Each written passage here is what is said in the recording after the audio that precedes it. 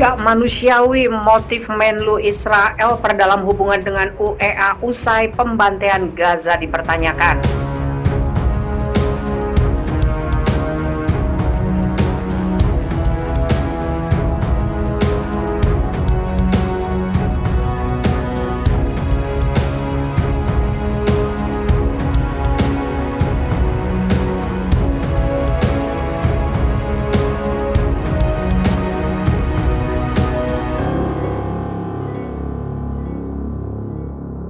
Menteri Luar Negeri Israel yang baru Yair Lapid berada di Uni Emirat Arab untuk membuka kedutaan di kerajaan Arab itu.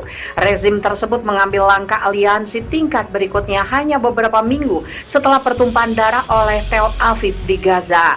Menjadi Menteri Israel pertama dalam kunjungan resmi ke UEA, Lapid secara resmi meresmikan kedutaan rezim di Abu Dhabi pada Selasa 29 Juni. Lapid juga diperkirakan akan membuka konsulat di Dubai hampir 5 bulan setelah misi tersebut berfungsi. Pembukaan kedutaan besar Israel di Abu Dhabi dengan Menteri Kebudayaan dan Pemuda Emirat cuit Lapid dengan foto dirinya dan Menteri Kebudayaan dan Pengembangan Pengetahuan UEA Noura Al-Kabi ketika memotong pita dikutip dari perstv.ir Rabu 30 Juni. UEA secara resmi membuka kedutaannya di wilayah yang diduduki Israel yang terletak di bursa saham Tel Aviv awal bulan ini.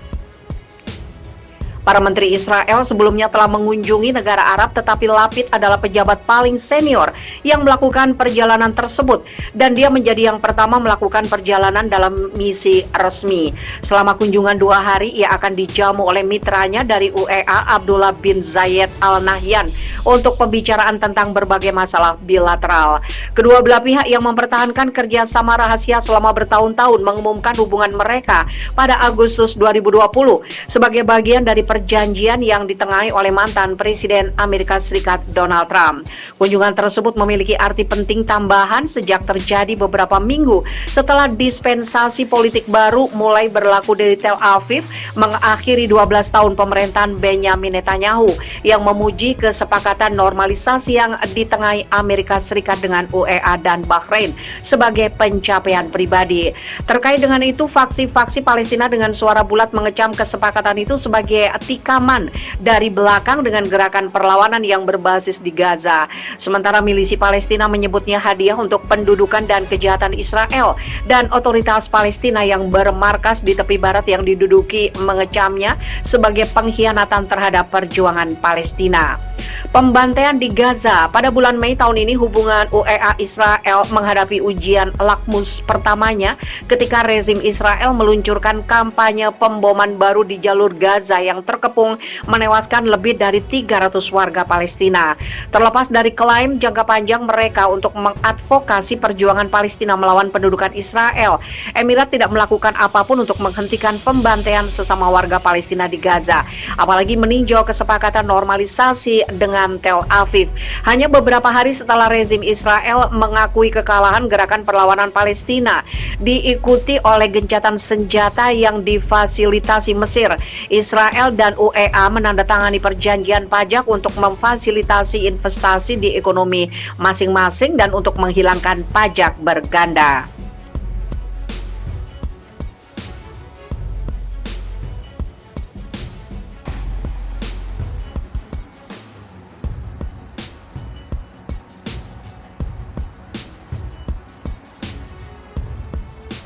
Polisi Israel dan warga Palestina kembali bentrok akibat penggusuran di Silwan.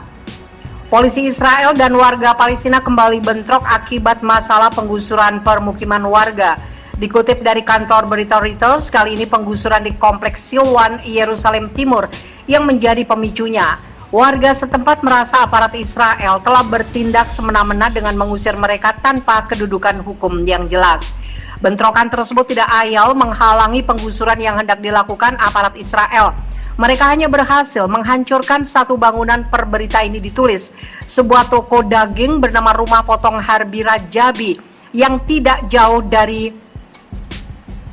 lokasi Masjid Al-Aqsa. Adapun sebanyak 13 orang mengalami luka-luka. Ada 14 keluarga yang kehidupannya bergantung pada rumah potong tersebut. Kami tidak punya cara lain untuk menyokong keluarga kami, ujar Basit, pemilik rumah potong Harbi Rajabi, Selasa 29 Juni. Pemerintah Israel menghancurkan Harbi Rajabi dengan bulldozer yang mereka bawa.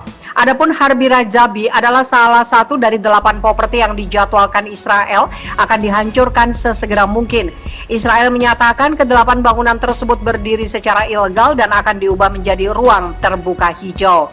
Untuk angka total, Israel sudah mengeluarkan surat perintah penghancuran dan penggusuran untuk 20 bangunan di Silwan.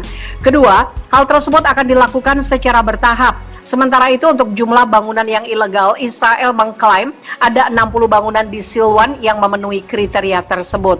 Warga Silwan membantah pernyataan Israel.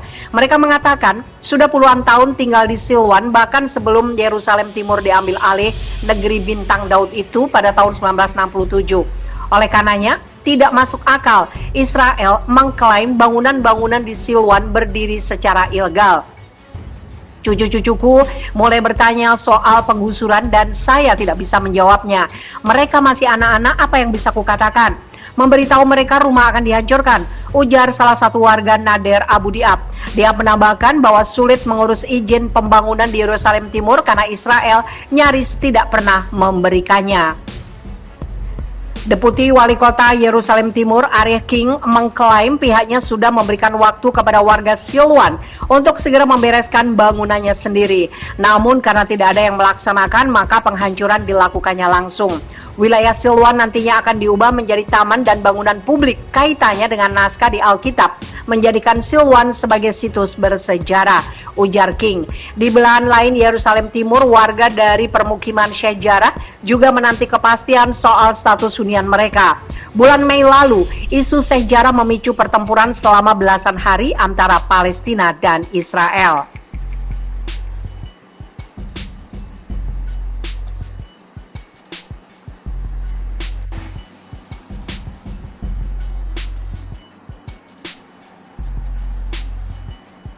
Tentara Amerika Serikat diserang roket di Suriah usai gempur milisi pro-Iran. Militer Amerika Serikat dihantam serangan sejumlah roket di wilayah Suriah.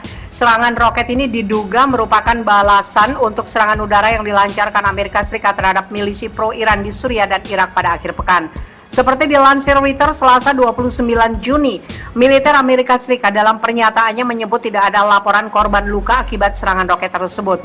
Belum diketahui pihak atau kelompok yang bertanggung jawab atas serangan roket terhadap tentara Amerika Serikat tersebut. Juru bicara militer Amerika Serikat Kolonel Wayne Maroto menuturkan bahwa pasukan Amerika Serikat di Suriah merespon serangan roket itu dengan melepas tembakan ke posisi-posisi peluncuran roket sebagai pertahanan diri.